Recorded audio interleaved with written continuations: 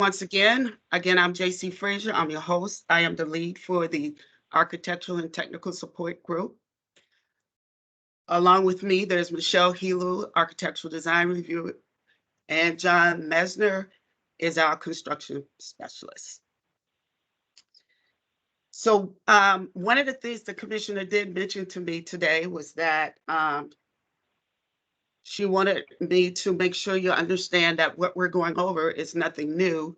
These are things that we have been in place for a while, and that she felt it was necessary that we have a workshop just to reintroduce everyone to these standards, to make sure now with the new DEP process, we're going to be looking for everyone to making sure that these procurement requirements are being followed as much as possible. So with that, let us begin.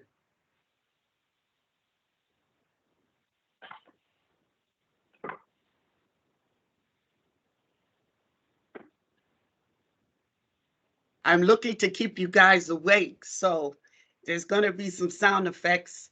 Just want you to know.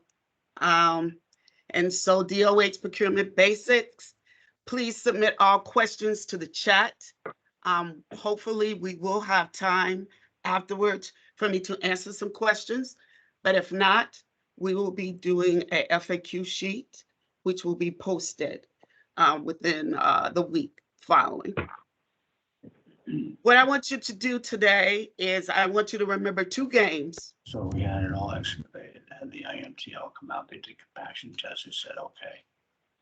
Well, now another guy comes out and says, listen, along here. And so what I want to do is to talk about procurement in terms of these two games today.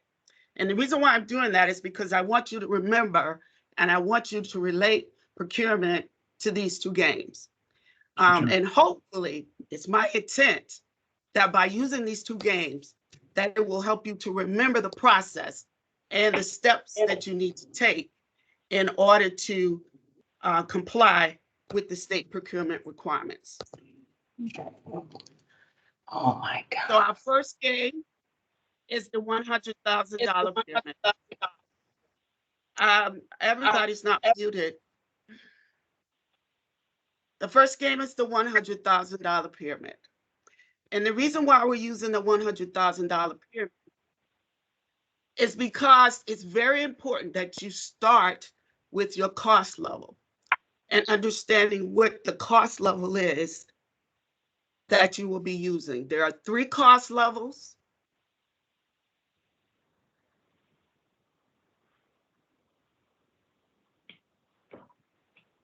And it's very important that when you are trying to determine which procurement process to use, that you always start with the pyramid and that you start with these levels. Knowing which level your services fall under will determine what process you use. So the cost levels determines the procurement process that you will use. It also determines the solicitation requirements for the contestants.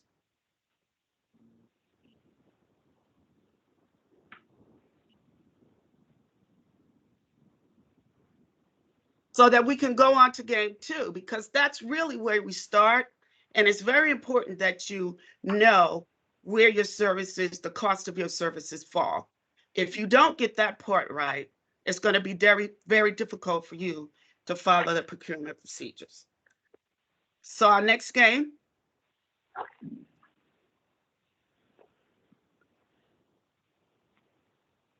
is the dating game, because once you've determined which level that you're using, it's now time to procure and to find 3 game contestants. And that's why I chose the dating game, because you have to have 3 contestants, and 3 is the magic number for procurement. 3. Okay. Please understand that the procurement standards comes from the Connecticut General Statutes, chapters 58 and 60, from the General Letter number 71 for the Department of Administrative Services, This is the 2019 version. And the Code of Federal Regulations, 85.36. And the reason why we do that is because when you apply to the Department of Housing, we have sources, funding sources from federal, and we also have federal sources from state.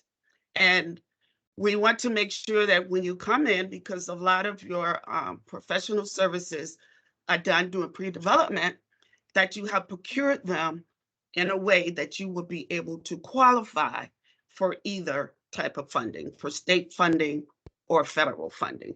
So it is very important that you follow the procurement procedures and understand that these are for DOH only. Each agency, state agency, has its own procurement policy. So what we're talking about today applies to DOH only. Now, please understand also that the federal requirements requires that all states follow their state requirements as well. And this, I think, a lot of times causes the confusion, but we have to make sure that we're complying with all procurement requirements. And so that's why sometimes I know a lot of people say, well, the feds doesn't require this and the Fed doesn't require that, but the Fed also requires that we follow our non-federal procedures as well.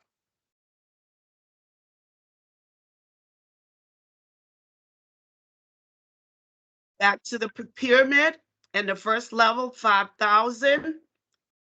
It could be sole source. Okay, and this comes from the Connecticut General Letter, number 71. Minor non-recurrent purchases under 5,000 can be sole source. That's why the pyramid is so important, so that you know which procedure to follow. So if it's less than 5,000, it is sole source.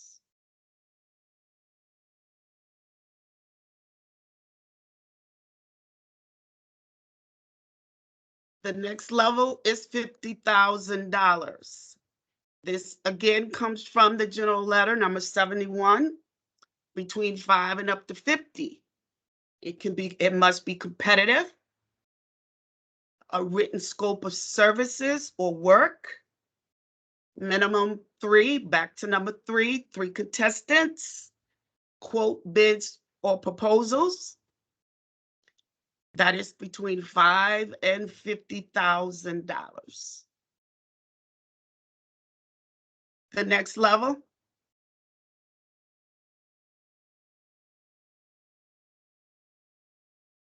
And this is where we will see again where the state is 200,000, but because of the federal requirements, $100,000 is the cap that we will follow for DOH procurement. This level is also competitive, a written scope of work, minimum 3, the number 3 again, 3 contestants, and it needs to be on the state contracting portal.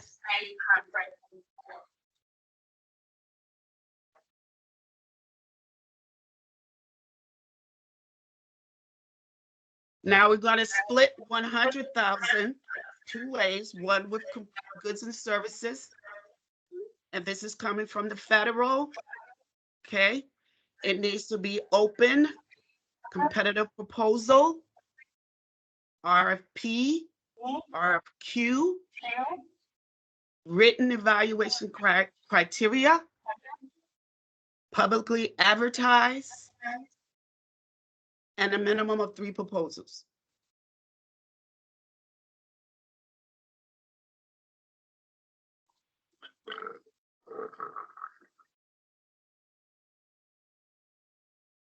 $100,000 for construction. This again comes from the federal. We're emphasizing that we want all applicants to be in compliance with both federal and state. because the determination of the funding source is not made until after the selection. Okay, so it is very important that you make sure that you are complying with both state and federal at the $100,000 level. Sealed bids, open and competitive, invitation to bid, written evaluation criteria, public formal ads, and a minimum of 3 bids. Here again, that's why we're doing the dating game. 3 contestants, always 3 contestants.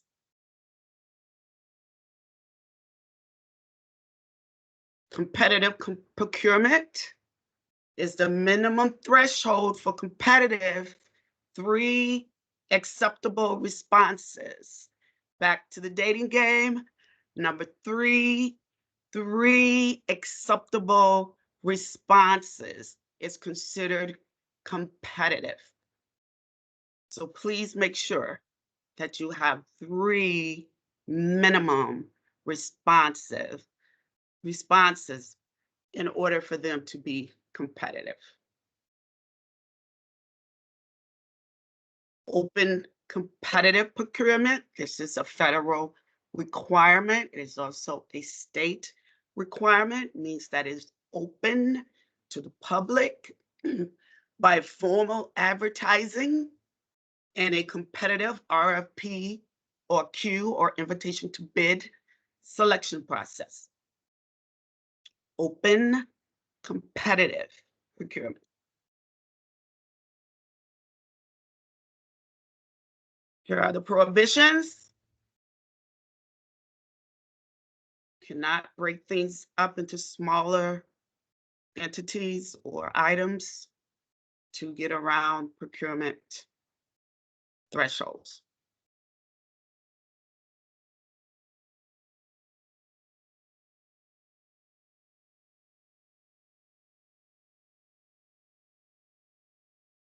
Let's talk about the RFP and the RFQ for a moment, because it is important that you keep this documentation. And we will talk about the things that you will need for the RFP and RFQ components. They're listed here. Please make sure that you have the qualification requirements. Those can be found a lot of times through the CHFA design criteria. So make sure that your architect and that the contractors, that they meet those requirements and that you include those requirements in your RFP and your RFQ.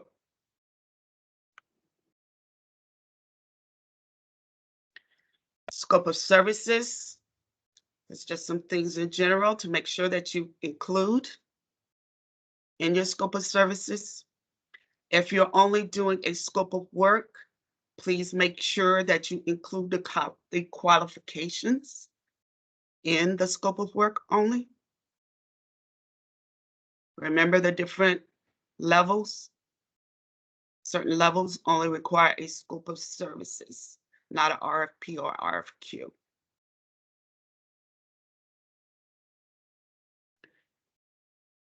Qualifications, here again, use the qualification requirements from the funding agencies.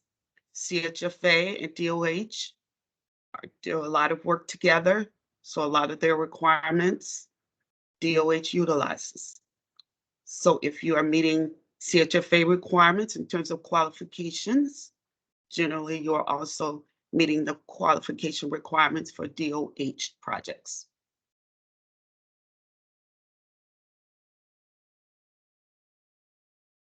Please make sure you have a selection committee.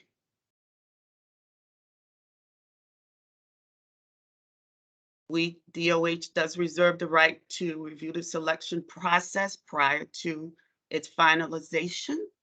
If you would like for us to take a look at it, please notify us before you finalize it. We will be happy to comment on it for you.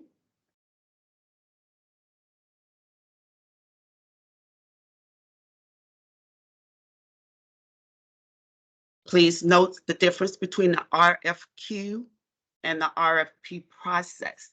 Now, the federal does not allow the use of an RFQ for contractors. Okay, price is not used as a selection factor, can only be used in the procurement of A and E professional services. That is the federal requirement. So RFQ, there are two ways. How many members minimum in the selection committee? I would suggest 5, but 3, odd number.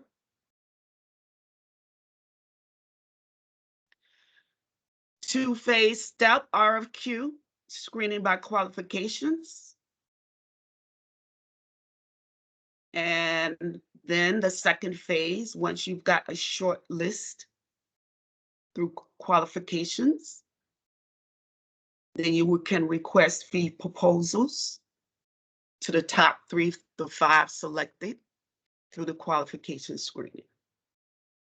Or for A&E services, you can do an RFQ for qualifications only.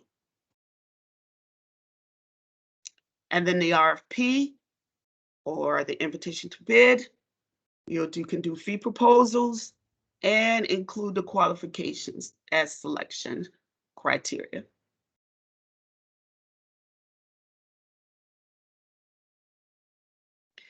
What if you do publicize but do not get 3 responses? Then you notify DOH, and then we can go over with you and talk about some alternatives.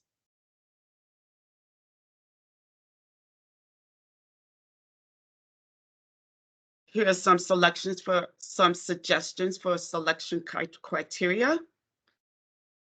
Here again, these are suggestions. But I believe that this, remember, if you're doing historic, you need to put that type of criteria there, or any specialized work or requirements for the architect team or the architect. Make sure those are included in your selection criteria.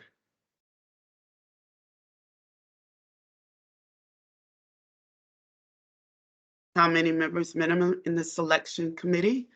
I would suggest a minimum of 3, but I would recommend 5 to 7.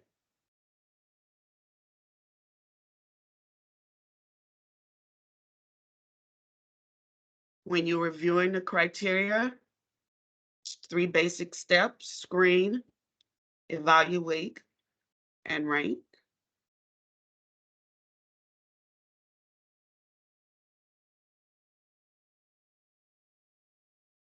Please make sure you notifications. Those who have been selected, if you do an RFQ, those who have not been selected also need to be notified.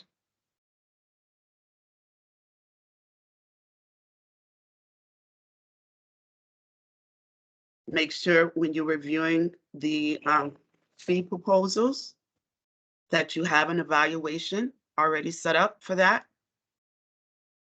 And if there are issues, then you can ask for them to resubmit. You do not have to go back through the beginning process, but just ask for resubmission through those you've selected. Interview the top 5.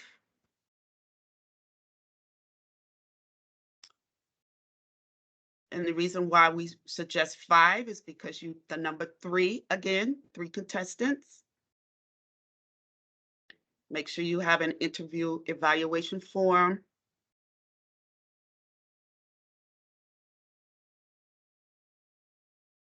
And then there's just some considerations.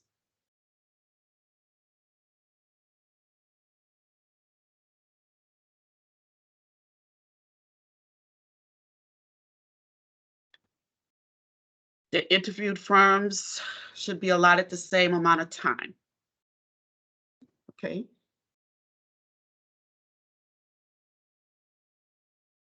And then the committee shall rank the firms in order of overall preference. And I guess you keep saying, why? We will get to the why soon.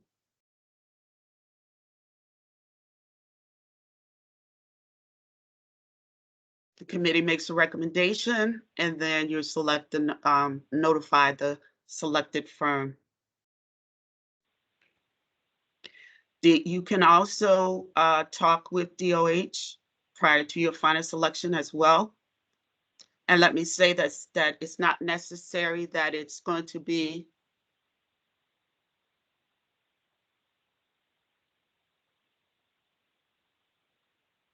it does not necessarily have to be the lowest bidder or the lowest fee.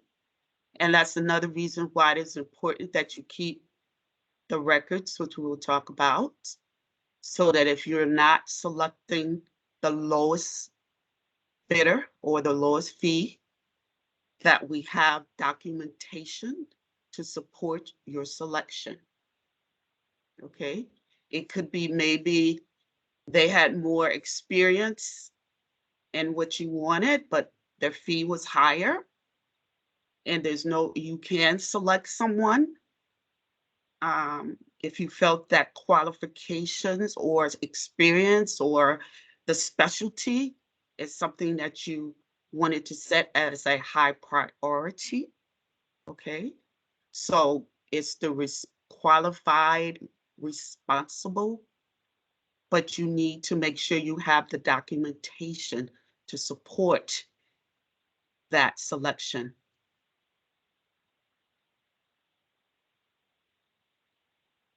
Now let's get to the invitation to bid. The bid package, please make sure that you have the following items in your bid package. And DOH is also available to review your bid package prior to you going out to bid.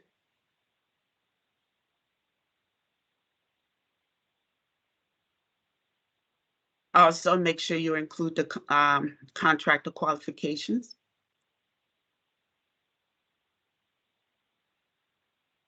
Let's talk about construction managers for a minute. There needs to be 2 steps for construction managers. You can do an RFQ for the selection of the construction manager, and then the invitation to bid for the selection of subs. Remember, most CM fees are usually by construction costs, unless there's an identity of interest. So please, if you come in with the CM, we are going to need to see the invitation to bid for your subcontractors.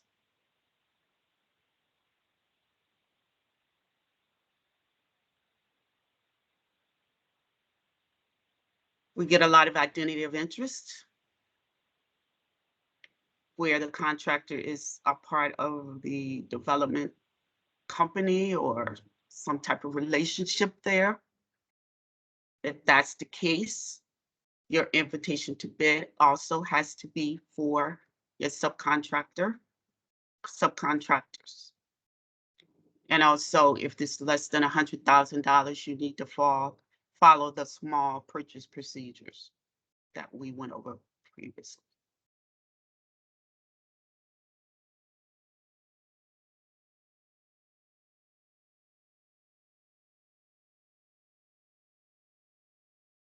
Let's talk about advertising for a minute, because $50,000 for A&E services and $100,000 for construction requires advertising. Here's what we consider minimum. The state contracting portal, the town of the project location website. Please utilize the town's website that your project is in. The statewide paper legal notices, and the CHRO requirements. So please make sure you check with CHRO for their requirements, for the MBE or affirmative action for those requirements. This is again required for the 50,000 for services and 100,000 for construction. The ad can be very short, and here's just a sample. Because now, because of electronics, you can always have people email for additional information. I know advertising in the paper, general circulation statewide, can be expensive. So you can always use a short version, RFP, RFQ, invitation to bid, with a link or a email to get additional information. So you don't have to post or advertise all of the requirements. You can provide the link or an email so that they can get the additional requirements.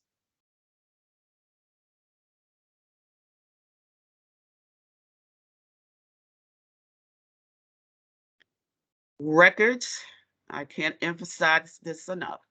Records of advertising, the RFP, the RFQ, the invitation to bid, the selection documents and proceedings should be secure to maintain.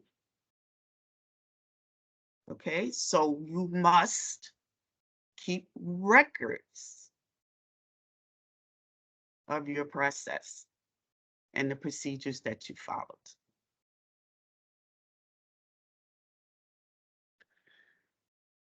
Freedom of Information Act, okay? Because you are doing work with the state, with Department of Housing, these are public records. Okay, so that's why we need you to make sure that you are keeping a record of the documents.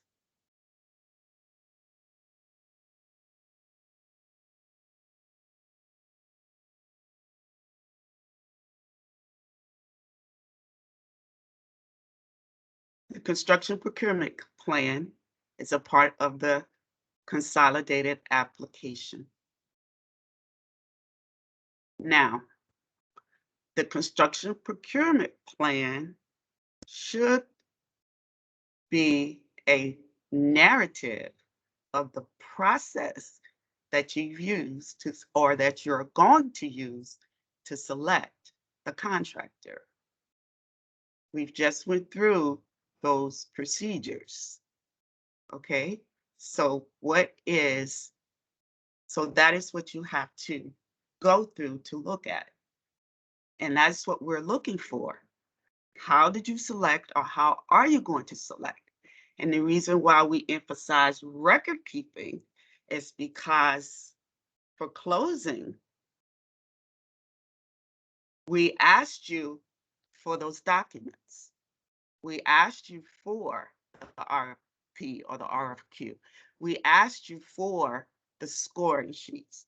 We asked you, so whatever you say on this procurement plan, we're going to ask you for the supporting documentation at closing or prior to closing. So if you said that you procured using state requirements, okay, then we're going to be asking you to produce those documents. So we will need the list of all of those who responded. We're going to need the copy of the ad and where it was posted. We need that documentation. Why? FOI. Why? Auditors. We need to make sure, because we are passing this money through, that you're following the state procurement requirements. That's why we asked you to keep the records. That's why we asked you for those documents at closing, because we need the supporting documentation for our files. And yes, we do get a lot of FOIs.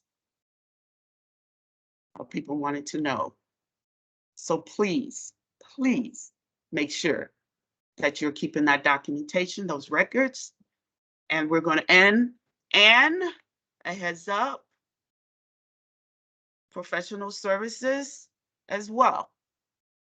Maybe we're going to be now doing the DEP process, and we will be emphasizing also that your selection of your architect, making sure that you are following the state procurement procedures.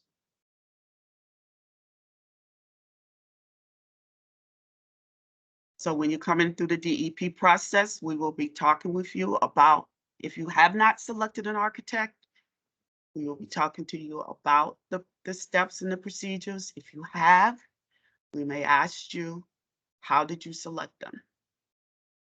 Here again, this is federal as well as state.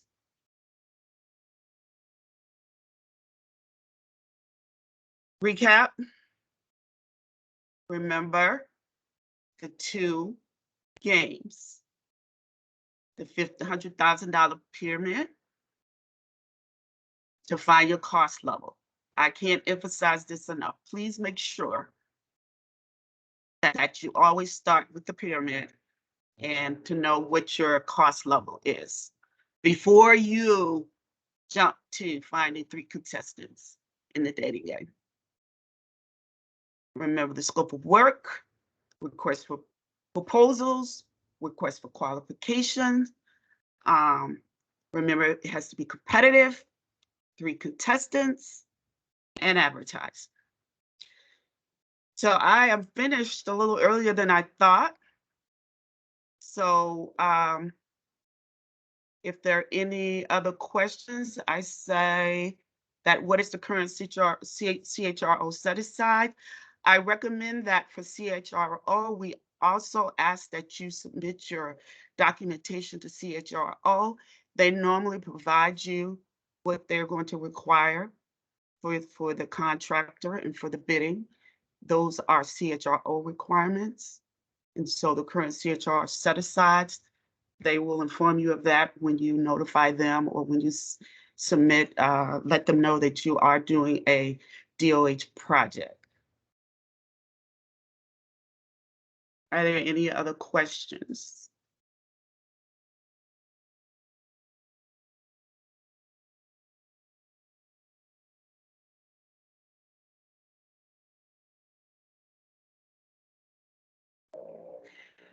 Is there a good resource where this is written out? This slideshow will be posted as well. And I am currently still working on our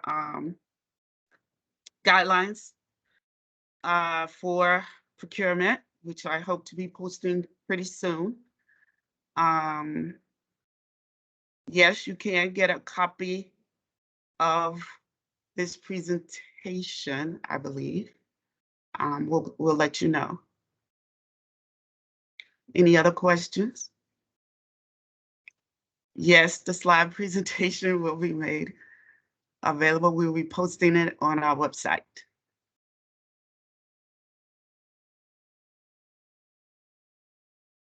Anyone else? Didn't want to hold you long. Do we require approval of our procurement plan? We review your procurement plan, and then we will notify you if it's compliant or not. Okay. And so that's what we do. That's why it comes in as a part of your application, because we want to make sure that you are in compliance, or what you are proposing will be in compliance with the state and federal requirements.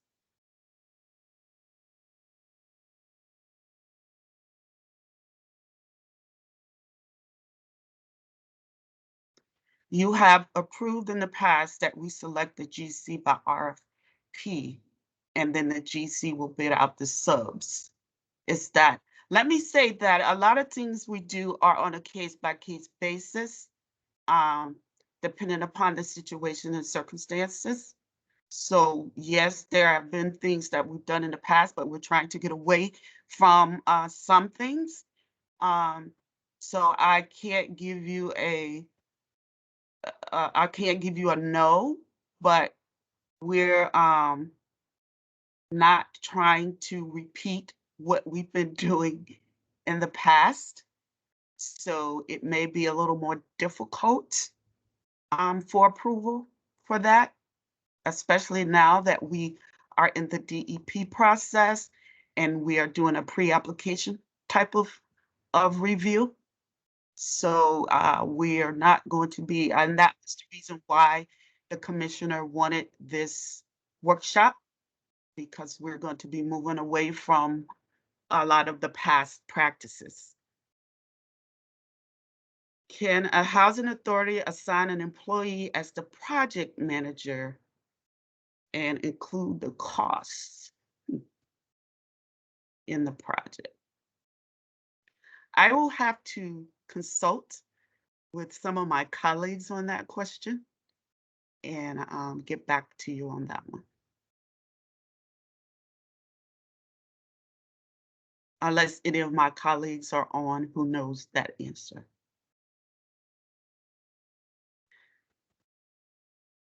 The state contracting portal is not available to all.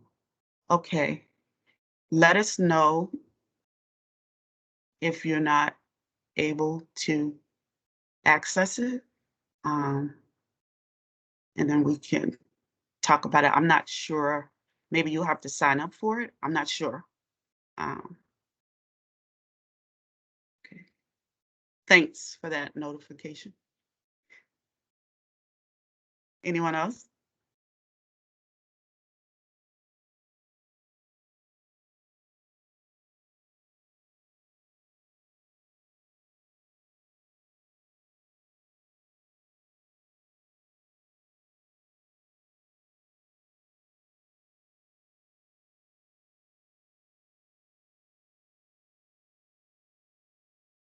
Next time, we're going to get into contracting. The date is to be determined. Special thanks to Laura, Michelle, John, Mike, and thanks for attending. Bye. Thank you so much, JC. This was awesome.